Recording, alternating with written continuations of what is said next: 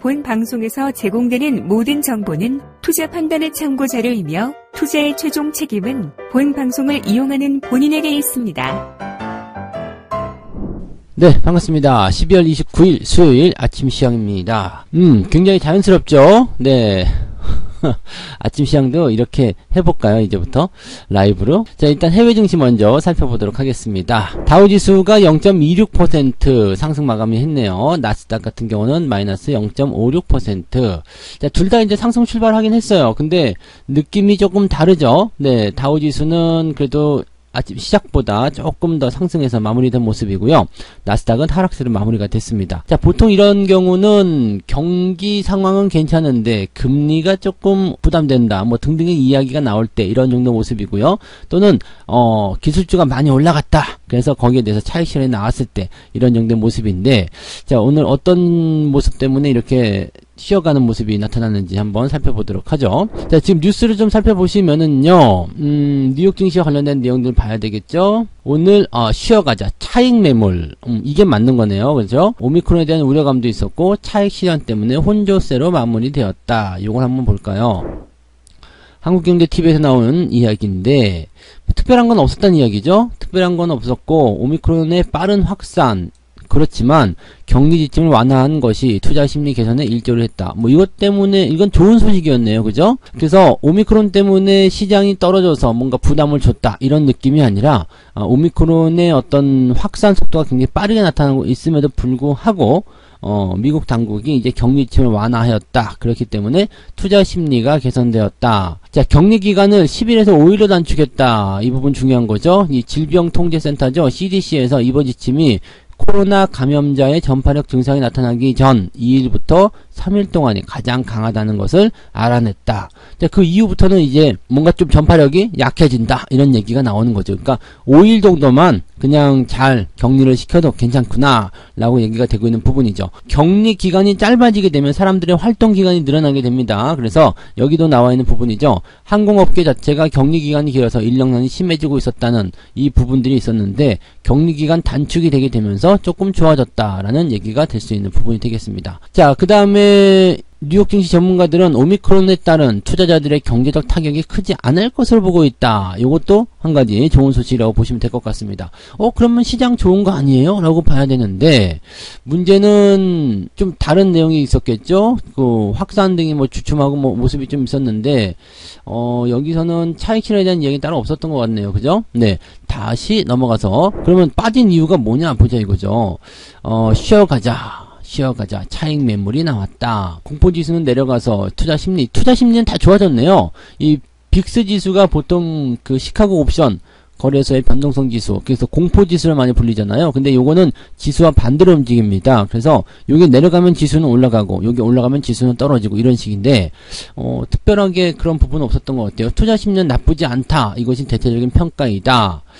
뭐 확산되는 어쩌고저쩌고 등등등 나왔는데 특별한 건 없었던 것 같아요. 그런데 주가가 하락한 이유는 별게 없네요. 그죠? 다 좋았는데 왜 빠졌냐 라는 부분인데 그냥 차익 실현이네요. 뭐 거기에 대한 이야기가 따로 없네요. 차익 매물이 출회했기 때문으로 읽히고 있다. 자, 그러니까 시장이 하락한 것에 대한 뚜렷한 이유가 지금 없는 상태, 뚜렷한 이유가 없는 상태에서 주가가 하락했어. 이렇게 되면은 차익 매도밖에 없는 거잖아요. 뭐 그냥 많이 올랐기 때문에 또는 수익을 실현하기 위해서 또는 연말을 앞두고 있기 때문에 뭐 등등등의 여러가지 내용이었을 거라 생각하시면 되겠습니다. 그래서 산타 랠리에 대한 기대감은 여전하다. 하지만 차익 매물이 나왔기 때문에 혼조세를 보였다. 차익 매물 촐회라고 써있네요. 네, 아무튼 차익 매물, 즉 수익을 실현하고자 하는 사람들이 생겨났기 때문에 주가가 약간 변수를 보였다. 그 정도까지만 보시는 게 맞겠습니다. 지금은 뭐 나쁜 악재라든지 사실 이번 주에는 경제지표도 없고요. 그냥 뭐 특별하게 대단히 큰 그런 재료 이런 것들이 없는 상태거든요. 그렇기 때문에 부담을 갖을 만한 이유는 없을 것 같아요. 뭐 이렇게 된다라면은 시장에 대한 부담은 없을 것 같다라고 보시는 게 맞을 것 같네요. 네. 자, 그 다음에 다음 소식 한번 넘어가 볼까요? 요거 한번 봐야 되겠다. 동학개미들 3조 원 던졌다. 한국 증시 역대 최대 순매도. 제가 어제 수급 보면서 조금 이거 좀 이상하다 그런 얘기 해드렸잖아요. 기관에서 매수가 들어온 것만 금융투자만 1조 4천억, 외국인들도 보니까 4천억 넘게 순매수. 그러니까 코스피에서만 이런 게 나타난 거예요. 코스피에서만 2조 원이고요. 코스닥도 합치면은 1조 원이에요. 그러니까 어마어마한 거죠. 이거 뉴스거리에 나올 것 같았어요. 개인 투자자들이 28일 하루 동안 코스피와 코스닥 시장에서 3조 원이 넘는 주식을 순매도했다. 이거 뭐 대규모로 갖다 집어넣는 건데, 배당락에 대한 어떤 공포심이 있었을 가능성이 하나 있어요. 왜냐면 배당락 때 주가가 좀 떨어진다, 이런 얘기가 하나 있었고, 또 한 가지 부분은 이제 연말 시점에 들어가면 이제 이틀밖에 안 남았잖아요. 그래서 연말 시점으로 들어가게 되면 연휴가 길어지기 때문에 아주 뭔가 좀 이제 불안하다. 왜냐면 주식을 안고 자는 게 아직까지는 익숙하지 않은 그런 분들이 많으실 거란 말이에요. 그런 분들 입장에서는 이게 좀 부담스러운 내용을 작용했을 가능성이 좀 있겠다 판단이 좀 되는 거죠. 대주주 양도세를 내지 않을 수 있는 마지막 매도일 28일 같은 경우는 대주주 요건을 피할 수 있는, 즉 28일까지 매도를 하고 나면 대주주 양도세를 내지 않는 날이고, 29일부터 갖고 있다라면 대주주 양도세를 내는 날이다. 그 부분 때문에 개인들이 매도를 많이 했다 라고 얘기를 하는 부분인 것 같은데, 과연 이것 때문일까요? 지금 대주주 요건 때문에 주식을 팔았다라고 판단하기보다는 일단 매수가 들어오지 않는 이유가 그것 때문이다 라고 보시는 게 좀 맞을 것 같긴 하거든요. 그래서 대주주 양도세 때문에 주가가 매도가 많이 나왔다, 3조 원이나 나왔다, 이렇게 해석하기는 약간 무리가 좀 있을 것 같아요. 그래서 그 내용을 좀 보시기 바라고요. 대신에 이제 삼성전자의 그 순매도 규모가 가장 컸다라는 부분이 좀 있기 때문에 이 삼성전자에 대한 부분은 그랬을 가능성도 있어요. 왜냐면 뭐 주식 투자 처음 시작하신 분들이 너도 나도 다 모여가지고 뭘 했어요? 삼성전자 순매수를 올해 많이 했단 말이에요. 무지막지하게 사들였잖아요. 그 부분에 대해서는 이제 온 가족이 다 합치면 10억 원이 넘는 상황이 벌어질 수도 있었을 거예요. 왜냐면은 가족끼리 만나가지고 야 삼성전자 샀다, 너도 야 나도 뭐 그거 삼성전자 그렇게 해서 뭐 이제 가족 회의할 때 보면은 아유 큰일 났습니다. 아버지 얼마나 사셨어요? 아들아 너는 얼마나 샀냐 해가지고 모여가지고 봤을 때 10억 원이 넘어가면은 안 되니까, 그래서 매도가 좀 나왔을 수도 있고요. 삼성전자가 최근에 주가가 상승하기 시작하면서 손실을 어느 정도 회복하게 되니까 이놈의 지긋지긋한 주식들 팔아버려야 되겠다라고 해서 매도가 나왔을 가능성도 있습니다. 그러니까 여기 있네요. 대주주 양도세를 피하려는 물량과 함께 주가 반등에 따른 차익 실현 매물이 쏟아진 것이다. 이게 누구한테 나왔냐면 개인들에게서 나왔다는 거. 이거 굉장히 긍정적이라고 보시면 될 겁니다. 그래서 이런 내용이고, 국내장 못하겠어, 해외 증시로 가야 되겠어 라고 생각하는 사람들도 많이 있었다 라고 판단하는 부분이 있을 수 있겠습니다. 하지만 이런 부분들은 언제나 말씀드리지만 이것은 우리에게 기회가 됩니다. 자, 개인들이 없다는 것은 증시가 올라가기 힘든 상황이 될 수 있겠지만 그만큼 개인들의 물량이 빠져나가는 자리를 외국인과 기관이 채운다라면 탄탄한 저점 지지가 만들어진다라는 게 중요한 포인트예요. 그래서 이 내용이 어떻게 보면 우리한테는 굉장히 선물 같은 그런 시황이 될 수 있다라고 보시면 되겠습니다. 개미들이 3조 원 던졌다. 어마어마한 소식이었는데 따지고 보니까 괜찮은 것 같아 라는 생각을 좀 해볼 수 있을 것 같아요. 자, 그 다음에 요거 봐야 되겠다. 휠라홀딩스 목표 가격이 내려갔네요. 좋은 얘기 좀 써주지. 근데 내용을 좀 볼게요. 휠라홀딩스의 목표 주가가 떨어졌는데 그 이유가 뭔지 봐야 될 거 아닙니까? 휠라홀딩스에 대해서는 투자 의견을 매수로 유지한다. 대신유권이에요. 그 다음에 목표적 주가는 직전보다 16% 내린 53,000원을 제시했다. 지금 가격 대비해서 53,000원이면은 아직도 엄청난 거 아닙니까? 네. 가격대가 아직도 제법 높게 올라가 있을 것이다 생각하는데 53,000원만 가도 나쁘지 않을 것 같은데요. 자, 어쨌든 53,000원을 제시가 되어 있는데 이유가 뭐냐면 글로벌 브랜드로서 가치가 매우 저평가된 상황이다. 이거 맞아요. 엄청나게 저평가되어 있어요. 그런데 브랜드의 피해가 컸던 점을 반영해서 주가를 하향했다라고 되어 있습니다. 자, 이게 가장 중요한 건 이거겠죠. 지금 그래서 이번 분기에 장사를 잘 했냐 못했냐인데 여기 지금 나오네요.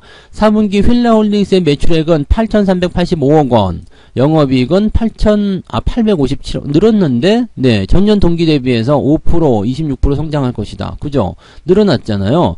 영업이익은 중국 수수료를 제외한 순수 국내 매출액은 1년 전보다 6% 증가할 것이고, 영업이익은 118%나 늘어날 것이다. 실적이 다 증가한 건데요. 그죠? 4분기 실적이 증가했다라는 것이 굉장히 중요한 거예요. 소비주, 이 위드 코로나 관련한 종목군들은 4분기 실적이 어떻게 나왔느냐가 중요하다고 그랬죠. 이것이 언제 발표된다고요? 다음 달 정도, 즉 1월달 중반 지나면 이제 실적 발표가 하나씩 나오기 시작합니다. 그러면 거기에서 코로나 관련주 괜찮네 라는 얘기가 좀 나올 거고, 소비주 좋아졌네 라는 얘기가 나올 거고요. 그 다음에 코로나 상황도 이제 많이 진정되었네. 이런 얘기가 나왔을 때 같이 폭발적으로 성장할 수 있는 부분들이 여기서 나타날 수 있다는 얘기죠. 그래서 지금 보면은 이제 제가 생각한 그대로인 것 같아요. 뭐 목표 주가를 내리든 말든 뭐 그건 중요하지 않은 것 같고요. 경기 재개 관련한 종목들, 특히 소비 종목군들이 주가가 많이 떨어진 상황이 됐는데 그 상황이 이제 지금 현재 4분기에 실적이 크게 늘어나는지 안 늘어나는지 우리가 지금으로서 알 수가 없잖아요.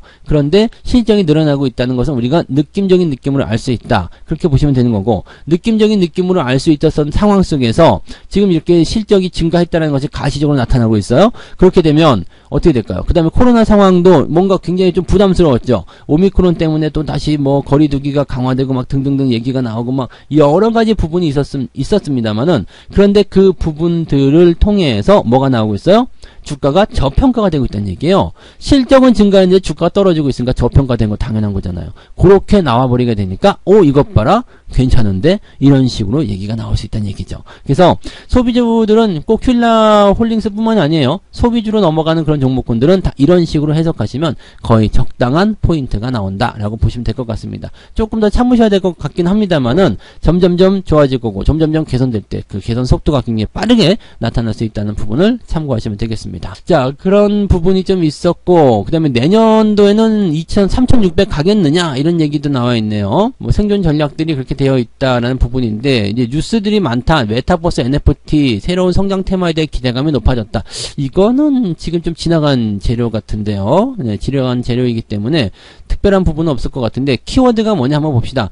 대선에 금리 인상, NFT까지 굵직한 재료가 많다. 이걸 아직도 악재로 이야기하고 있는 뉴스가 있군요. 이런 뉴스는 보지 마세요. 굳이 지금 금리 인상은 시장의 악재로 받아들이시면 절대 안 돼요. 그래서 적어도 1년 정도는 이 금리가 시장의 악재로 작용하게 될 이유가 없습니다. 그러니까 점점 좋아지는 모습들이 나타나게 될 테고요. 경기가 좋아짐에 따라서 금리 인상이 된다? 이건 축하받을 일입니다. 이건 겁먹을 일 아니에요. 무서운 일 아니니까 이런 것들은 우리가 기회를 삼고 추가적인 상승을 보여줄 수 있는 그런 상황으로 가야 됩니다. 이거를 악재로 다루고 있는 이런 뉴스 자체가 나쁜 거라고 보셔야 되겠죠.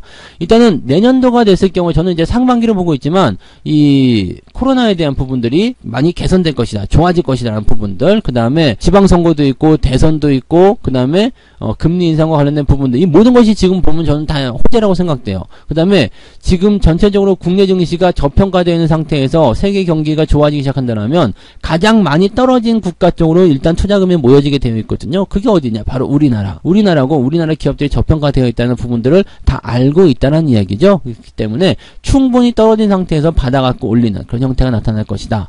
또 한 가지 생각하실 만한 부분은 지난 5월부터 공매도가 허용이 돼가지고 아주 그냥 이번 하반기가 작살나는 상황이었는데, 이렇게 공매도가 많이 떨어진 상태에서 이제는 더 나을 공매도가 없잖아요. 왜냐면 공매도로 인해서 주가가 떨어졌다면 공매도가 환매가 들어가거나 아니면 저점에서 매수를 해야 되는 상황이 벌어지게 될 것이다. 아까 전에 말씀드렸듯이 뭐였어요?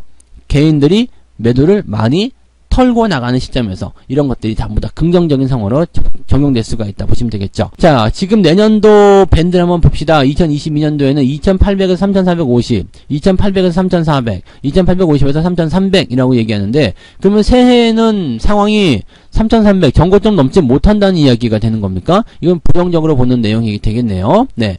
그 다음에 좀 크게 보시는 분들은 2900에서 3450, 2890에서 3480. 뭐야 이거? 근데 여기서는 3600까지 보는 사람이 있는데요. KB증권. 여러분들 여기 잘 생각해 보세요. 지금 이 리서치 쪽에서 나오는 부분들이요. 이 굉장히 편협한 시각을 가지고 있어요. 범위를요. 내년 시장 범위를 지금 현재 가격에 맞춰가지고 보고 있다는 얘기. 이렇게 보면 안 되잖아요.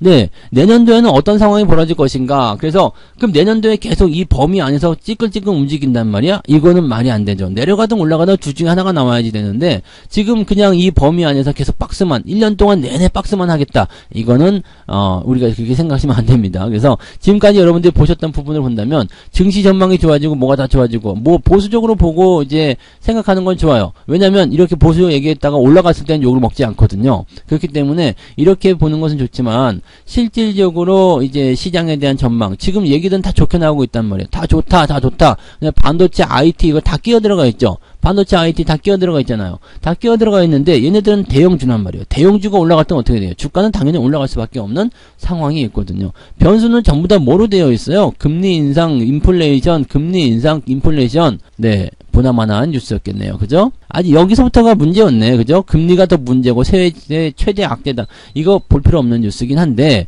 3,600 간다.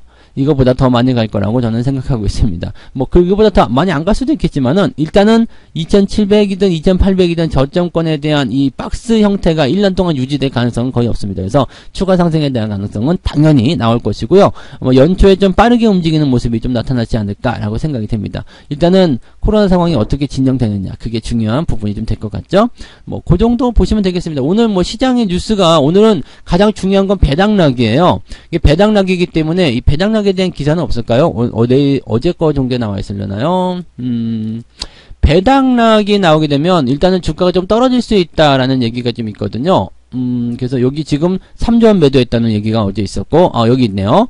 자, 배당락에 대한 영향이 있다. 코스피가 1.39% 떨어져도 포함이다. 왜냐면 배당락 때문에 주가가 좀 떨어질 수 있기 때문에 라는 얘기가 있습니다. 그래서 현금 배당락 지수를 배당락 전날인 이 상황으로 봤을 때 약 42포인트, 즉 2978포인트까지 떨어지더라도 여러분들이 배당을 받는 것이 있기 때문에 우리는 손해보는 것이 아니다. 지수는 보합이다. 이 정도로 해석을 하고 있다. 이렇게 생각하시면 된다는 얘기가 되겠습니다. 뭐 그런 정도인데, 현금 배당은 사실은 뭐 배당락에 대한 부분은 배당 받았으니까 팔아야 되겠다라는 부분이겠습니다만, 현금 배당에 대한 부분이 있기 때문에 뭐 이제 실질적으로 배당락이 주가를 떨어뜨리는 역할은 안 할 거예요. 그래서 그런 정도까지는 우리가 참고하시면 되겠고요. 오늘은 일단 아침 시점에서 배당락 때문에 주가가 떨어진다라는 부분이 거의 지배적인 부분일 텐데, 아침 시점을 좀 어떻게 잘 넘어가느냐, 그 부분이 가장 중요한 상황이 될 수 있을 것 같습니다. 그 정도까지 우리가 참고하시면 좋겠네요. 네, 성공투자 계속 기원하고요. 고맙습니다.